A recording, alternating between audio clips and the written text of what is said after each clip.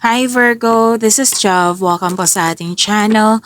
By the way, Virgo, this is your bonus reading for February 2026. Hindi po ito re-upload, kundi this is your second video reading tungkol sa inyo February 2026. Now, kung nanood kayo sa inyo first video reading at dito din at may napansin ko na repeating message, kung gusto nyo, kung pwede sa inyo, kung okay sa iyo, bigyan nyo po ng atensyon, solusyon at aksyon kung maaari po.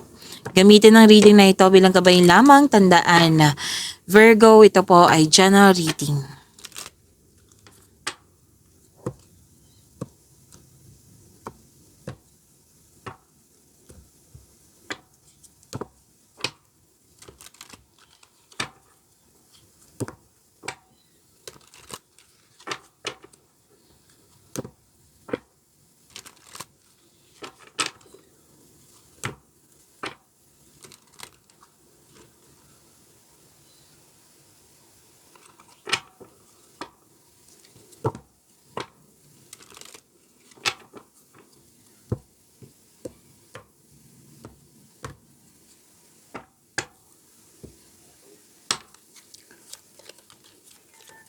Maraming salamat po sa mga hindi nag-skip ng ads.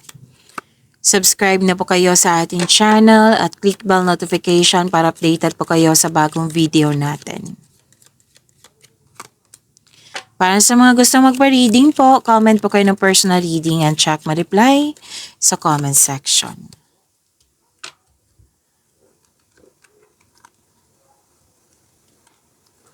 Proposal. Nagkasundo ang dalawang tao, kayong dalawang tao. Virgo.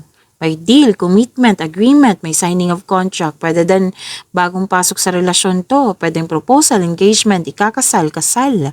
May nag-uusap sa marriage contract. May promises. At may usapin tungkol sa education, teacher, student, school. Na pwede nag-self-study kayo or nagpa-enroll kayo para may makuhang learnings and clarity. At may malalaman kayong sekreto. Dalawang card mismo nagsabi dito, shocking truth to. Okay? And malakas ang iyong intuition. Gusto mo ng me time, alone time para makapag-isip at makapagpahinga.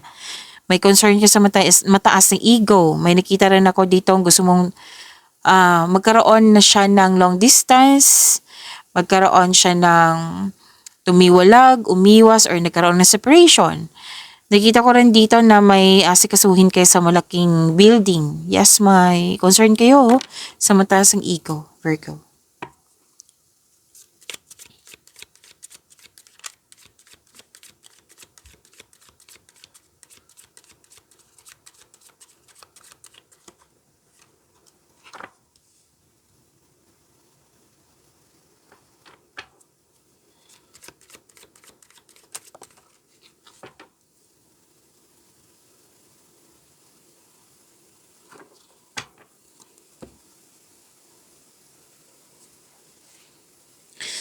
Nagkaroon ng ending with new beginning, pagtatapos ng isang mapait na sinapit, nagaganap ang pagbabago kasi tanggap mo na ang pagtatapos.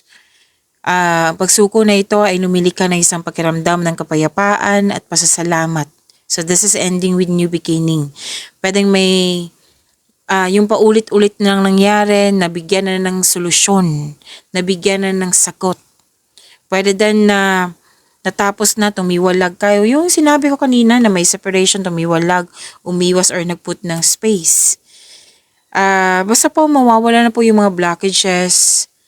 Magkakaroon na siya ng improvement na ngayong February 2026. May parating na biyaya na magbibigay daan ng mas maulad na panahon. So, acceptance, accept and learn the past situation. Okay? At magkaroon ng healing.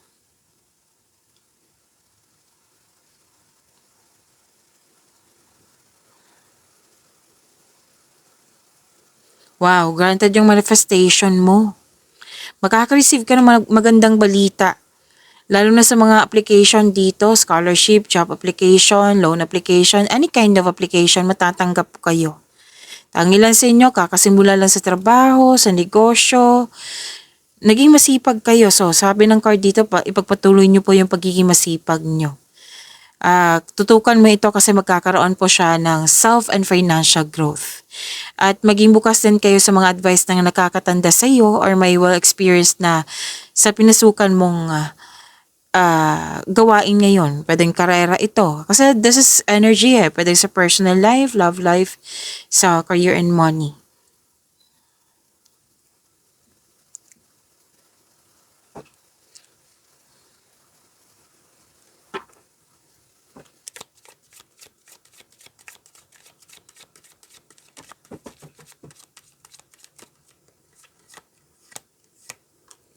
Career and money, Virgo.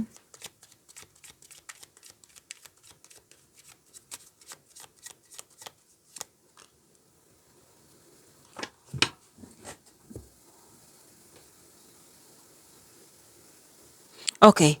Career and money. Overcome obstacles din to, which is sinabi din dito sa energy mo. You have confidence.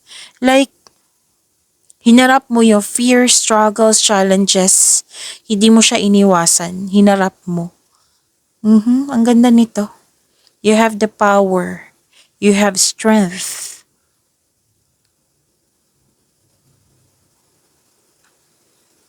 So, overcoming obstacles, very confident. Resilience po ito. So, you have a confidence and persistence in your career. Eager kang ma-achieve ang successful outcome sa work or business mo. And ang sabi ng card, don't give up or don't doubt your strength. Magagawa mo ito. Kasi very confident ka. Resilience kasi to. So, kung may concern ka sa ibang tao, maging maayos to kung mag-usap kayo ng mahinahon.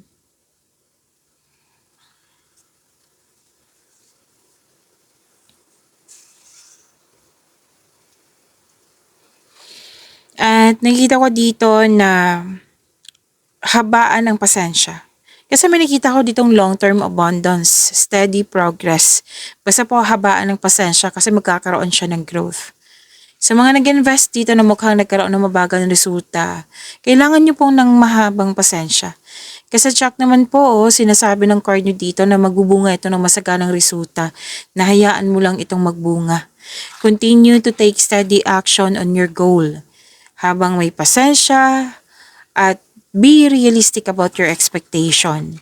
Tapos kung ikaw ay naghahanap ng trabaho, nag-iisip ng bagong karera, may perfect time po. So claim nyo po itong long-term abundance and steady progress na sinasabi ng card mo dito.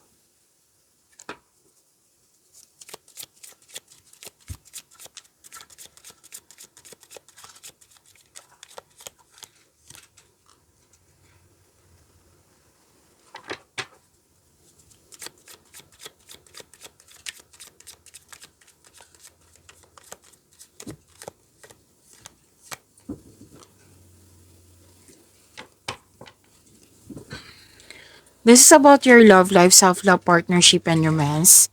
By the way, Virgo, huwag niyong kalimutan na mag-subscribe sa channel natin at i-click yung bell notification para updated po kayo sa reading natin.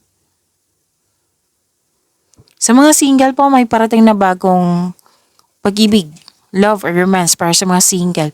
Para sa mga relasyon sa buhay mag-asawa, may plano mag-level up. You want magkaroon ng growth. Like for example, bumili ng bahay bilang paghahanda sa pagsasama, pagbukod. May ilang couple naman dito na kontento na sa pagmamahalan.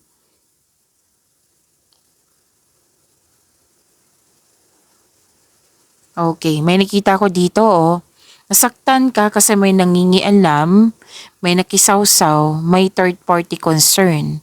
So sabi ko sa inyo this is general reading. Kunin nyo lang po kung ano yung naka-resonate sa inyo. Okay? So sinabi ko lang kung ano yung sinasabi ng cards nyo dito. And